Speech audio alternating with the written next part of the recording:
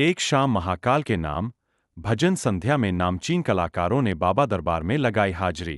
पूर्वांचल राज्य ब्यूरो वाराणसी। मुकेश पांडेय की रिपोर्ट। वाराणसी।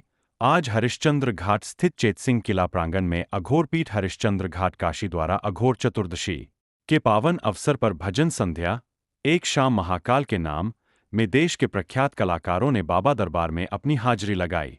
कार्यक्रम की शुरुआत पीठाधीश्वर उग्र चंडेश्वर कपाली बाबा ने परम पूज्य अघोराचार्य अवधूत श्रेष्ठ बाबा कीनाराम जी की 425वीं जयंती के अवसर पर बाबा के चित्र पर माल्यार्पण व भव्य आरती के साथ 11 ब्राह्मणों रुद्रसूक्त के सामूहिक पाठ के साथ किया गया। इस अवसर पर कपाली बाबा ने बताया कि बाबा कीनाराम भगवान शिव के अंश से उत्पन्न स्वयंभू अवधूत और शैव परंपरा की अघोर शाखा के अद्भुत शलाका पुरुष थे, जिन्होंने अपनी तपस्या और सामाजिक सुधारों के उपदेशों द्वारा समाज को सर्वाधिक प्रभावित किया। उन्होंने बताया कि अपने अलौकिक चमत्कारों और सिद्धियों से उन्होंने समाज में बहिष्कृत लोगों के उत्थान की प्रेरणा दी। बाबा काशी ही नहीं बल्कि संपूर्ण भारतवर्ष में अब तक उनके सिद्धियों और चमत्कारों की चर्चा जनश्रुतियों और दंत कथाओं में पाया जाता है।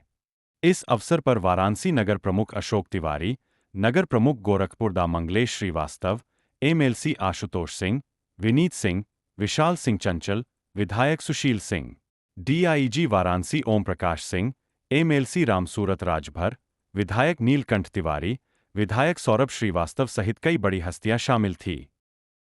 जी महाराज जी, कल कीनाराम बाबा जी की जयंती को पूरे बनारस में आयोजन और उत्सव की तरह मनाया गुरु जी। सबसे खास बात यह है कि जो घर की औरतें हैं वो और बिना किसी डर के देखिए, अध्यात्म तो भारतवासियों के भीतर नैसर्गिक रूप से स्थित है। हम पुनर्जन्म में विश्वास करते हैं, ईश्वरीय आस्था में विश्वास करते हैं। और रही बात परिवार और महिलाओं के वहाँ उपस्थित होने की, एक बात जान लेने की है कि जो माताएं हैं वो हमारी संस्कृति और सभ्यता और धर्म तीनों की मूलाधार है। और जो बच्चे हैं उनका इसलिए रहना आवश्यक है क्योंकि हमारे धर्म की, राष्ट्र की नींव ही वो है, वो भविष्य है हमारे। उनको अगर अपनी परंपराओं और संस्कृति का ज्ञान नहीं होगा तो वो आगे इसका विस्तार नहीं कर पाएंगे। इसलिए भयमुक्त वातावरण, धर्म का वातावरण हमेशा भयमुक्त ही होता है। अगर आप भय ईर्ष्या से युक्त ही हैं तो आप धर्म की परिधि में प्रवेश नहीं पा सकते। इसलिए सारे लोग आते हैं और बाबा की जिस प्रकार अपने घर में अपने पूर्वजों की तिथि मनाते हैं, कोई तिथि मनाते हैं, जन्म दिवस मनाते हैं अपने बच्चों का, हम भी अपने पूर्वज आध्यात्मिक पूर्वज बाबा कीनाराम जी महाराज का जन्मोत्सव हर्षोल्लास के साथ मनाते हैं, जिसमें समस्त काशीवासी तो हर्षोल्लास के साथ भाग लेते ही हैं। देश के कोने कोने से साधक जो उपस्थित होते हैं, सपरिवार श्रद्धालु जो आते हैं, और देश ही नहीं विदेशों को भी तमाम भक्तगण इस अवसर पर आपने देखा हुआ वहाँ उपस्थित थे। तो अध्यात्म का वातावरण एक है, धर्म जागरण का एक सनातन धर्म के जागरण का एक है, पुनर्जागरण का एक काल शुरू हुआ है। मुझे लगता है कि सनातन धर्म में एक बार पुनः विसंगतियों से मुक्त होकर अपनी ऊंचाई को प्राप्त करेगा। देखिए, शमशान जन सामान्य के लिए तो विभत्स स्थल है। केवल अघोरी ही वहाँ माँ की गोद का आह्लाद अनुभव कर सकता है, क्योंकि वो सांसारिक विकारों से मुक्त है। और जिसको हम सांसारिक विकार कर रहे हैं, संसार को चलाने के लिए वो भी आवश्यक है। तो शमशान से एक करोड़ स्मृतियाँ भी जुड़ी होती है लोगों की। अब हरिश्चंद्र घाट है ये, यहाँ तमाम लोगों ने अपने परिजनों का सौदा सुनते होंगे, ये उसी बात को निर्देशित करते हैं। बाबा कीनाराम ने यहाँ किस प्रकार की साधना, हमको तो उल्लेख मिलता है कि राजा लक्ष्मी की भी साधना की है। काली के साधना के जो 5 क्रम हैं, कालिहाद, वागाली, प्लवाली इत्यादि जो क्रम हैं, उनकी भी साधना बाबा ने यही की।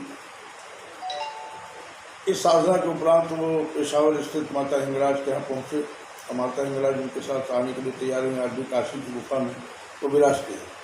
बाबा कीनाराम ने अपना अधिकतम जीवन काल यही बिताया। बाद में काशी के किसी राजघराने से संबंधित राजा मदन मनियार सिंह ने उनको अपनी फुलवारी में चल कर रहने का आग्रह किया, जो कृमिकुंड के नाम से विख्यात था। वहाँ बाबा ने बाद में अपनी पूरी व्यवस्था को स्थापित किया और यह धुनी वहाँ शमशान पर प्रचलित धुनी वहाँ चली गई, जो आज तक 400 सालों से निर्बाध गति से जल रही है, जिसकी भस्म को हम सभी काशीवासी प्रसाद के रूप में पाते हैं। बहुत सी असाध्य व्याधियों से उस धुनी के माध्यम से मुक्त होते लोगों को देखा गया है।